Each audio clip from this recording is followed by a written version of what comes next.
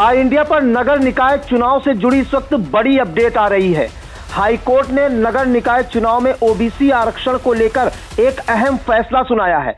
क्या है वह फैसला, इसके लिए हम सीधे फोन लाइन से जुड़ते हैं ऑल इंडिया के editor in chief Pankaj Singh Gaur ji के पास। तो सर बताइए कि ओबीसी आरक्षण को लेकर आज जो हाईकोर्ट ने अपना फैसला सुनाया है वह क्या है?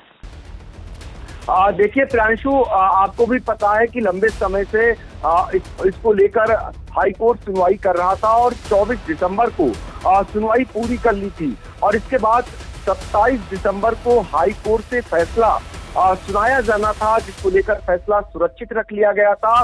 सभी की धड़कनें बढ़ी हुई थी और सभी की निगाहें हाई कोर्ट पर लगी हुई थी और हाई कोर्ट की लखनऊ बेंच ने आज जो महत्वपूर्ण फैसला सुनाया है उसमें जो है गेंद जो है सरकार के पाले में डाल दी। हाई कोर्ट ने अपने महत्वपूर्ण फैसले में कहा है कि अगर ज्यादा जरूरत समझती है राज्य सरकार तो वो चुनाव करा सकती है, लेकिन बिना ओबीसी आरक्षण के। और जो भी जितनी सीटें हैं जो ओबीसी के लिए आरक्षित की गई थी और जो सामान्य, सबको सामान्य कर दे और वहां पर चुनाव करा ले।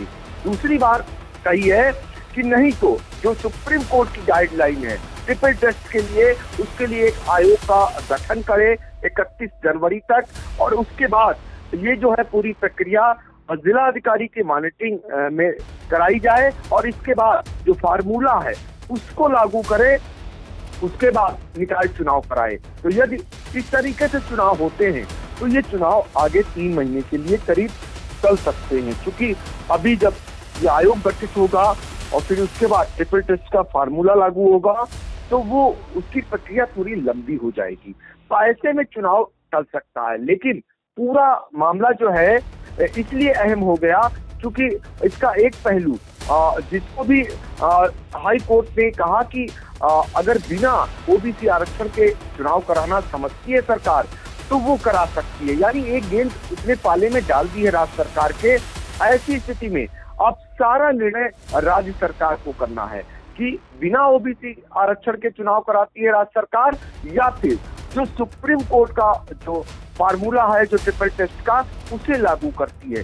ये देखना होगा, इसके बाद ही निर्धारण होगा कि चुनाव कार्यक्रमों की घोषणा होती है या नहीं होती है। वैसे राज्य सरकार की सारी तैयारियां चुनाव कराने को लेकर थी और साथ ही इसके अलावा भी अगर बात करें तो दूसरी तरफ राज्य सरकार प्रशासक भी नियुक्त करने की तैयारी कर चुकी थी और ईओ जो शासी अधिकारी थे उनकी देखरेख में नगरों का विकास कराए जाने का भी एक खाका खींच लिया था कि मान बैठी थी कि चुनाव चलेंगे। तो फिलहाल अब देखना होगा कि चुनाव समय पर होते हैं या नहीं होते हैं, क्योंकि पंचायत चुनाव में सरकार की बहुत जबरदस्त आलोचना हुई थी। कोविड काल का समय था और पंचायत चुनाव हुए थे, उसमें बहुत सारी डेथ हुई थी, उसको लेकर भी सवाल खड़े हुए थे। और इस बार जब एक बार फिर निकाय चुनाव की सरगर्मियां चल रही हैं, ऐसे में कोविड की गूंज सुनाई दे रही है। कोविड को लेकर भी सरकार तैयारी कर रही है, उससे निपटने को लेकर। तो अब देखना होगा कि बिना ओबीसी आरक्षण के चुनाव कराती है सरकार या फिर जो ट्रिपल टेस्ट का फार्मूला है सुप्रीम कोर्ट का उसे लागू करती है। जी सर, तो 2 ऑप्शन सरकार के पास हाई कोर्ट ने रखे हुए हैं। अगर सरकार चुनाव कराना चाहती है तो बिना ओबीसी आरक्षण के चुनाव करा सकती है, या अगर सुप्रीम कोर्ट के आदेशों का पालन अगर करते हुए ओबीसी का जो ट्रिपल आरक्षण का फार्मूला है उसको लागू करना है सरकार, तो उसके लिए जो है एक है जो समिति भी आयोग गठित करना है 31 जनवरी तक। तो अब पूरी तरह से जो गेंद है वो सरकार के पाले में है, राज्य सरकार। अब ये देखना होगा कि राज्य सरकार कौन सा निर्णय लेती है, चुनाव अभी कराना चाहती है या अब प्रशासक नियुक्त करके चुनाव को आगे बढ़ाना चाहती है। बहुत बहुत धन्यवाद सर जानकारी देने के लिए दर्शकों।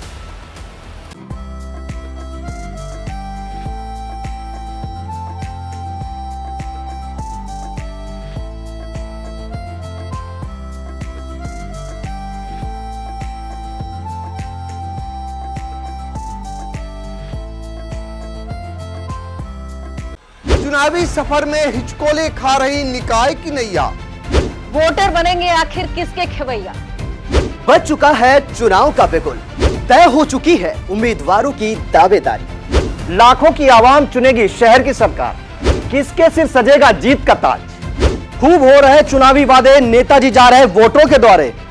6 नगर पालिका 5 नगर पंचायतों का होगा फैसला। चेयरमैन पार्षदों की तय होगी तकदीर। निकाय चुनाव का महा कवरेज लेकर आ रहा है आई इंडिया। निकाय की नैया में देखें वोटरों की पसंद। शहर की सरकार में जानेंगे निकायों का हाल। वार्डों से लेकर निकायों तक होगा सबसे सटीक विश्लेषण। तो हर रोज देखते रहिए सबसे भरोसेमंद न्यूज चैनल आई इंडिया। दर्शकों के प्यार से बनी बात, मिला 80,000 सब्सक्राइबर्स का साथ। कम समय में 1.5 करोड़ से भी अधिक दर्शकों ने देखा आई इंडिया।